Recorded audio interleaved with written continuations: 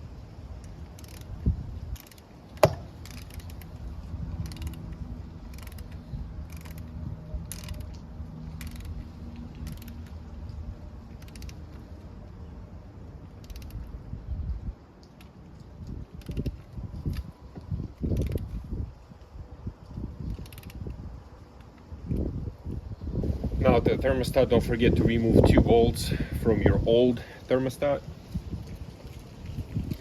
And thermostat is 9 foot-pounds.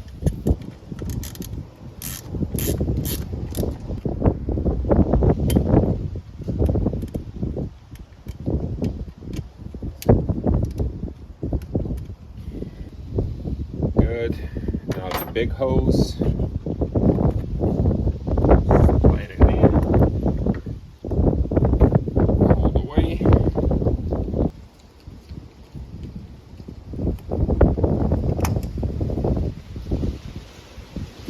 Pump back on. Spec on this guy, just crank him up.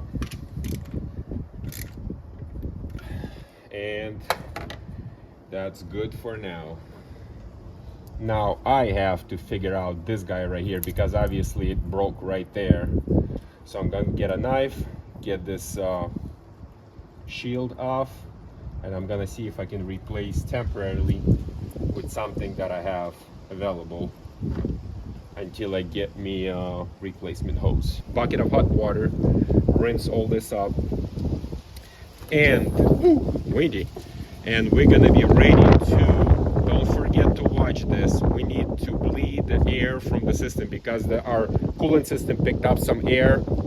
We have to bleed that, or you're gonna have issues with overheating, so don't skip the video.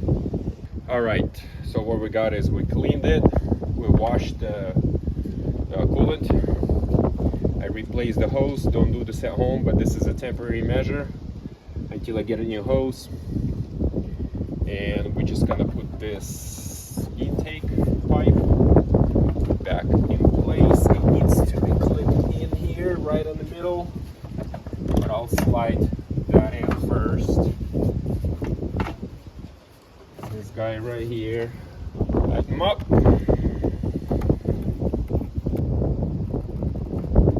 We're gonna start the car, we're gonna run the car until it gets to full operating temperature. Why full operating temperature? Because at full operating temperature your thermostat opens up and your coolant starts to flow throughout the whole engine, and you need to get rid of the air. So it needs to get to full operating temperature in another 5 or 10 minutes. I like to rev up to 3,000 or 4,000 RPMs once it gets too cool for a couple of seconds, and let go, rev up, let go, so the pressure builds up. As you do that, keep an eye on this guy so it doesn't go below. Once it's to full operating temperature, it should be at full, because it's a hot, the coolant expands. So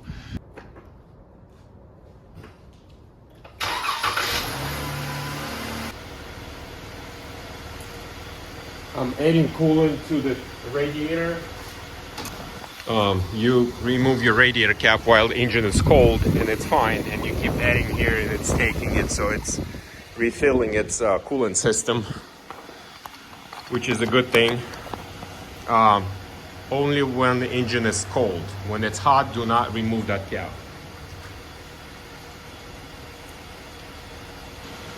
Okay, so once it stops taking that coolant, and it starts slowly expanding back up, that meaning the engine's heating up, you're good. You can put that cap back on and just wait for the entire engine warm up, full operating temperature.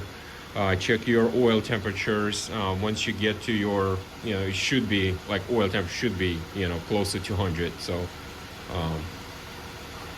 expansion tank, keep an eye on expansion tank, and we'll finish this up in a few minutes. All right, guys, and I'm gonna wrap it up. Good to go, all systems go. Warmed it up. Engine's nice and hot. Took some coolant, I added some. It will look good. I'm gonna take for a short drive around town just before I take a long trip, just to make sure everything's running fine. Brought my coolant with me just in case. This is it, super easy. If you're looking for more Dodge Durango videos, how-tos, check out my channel. Like, share, and subscribe, and I'll see you in the next one. Thank you.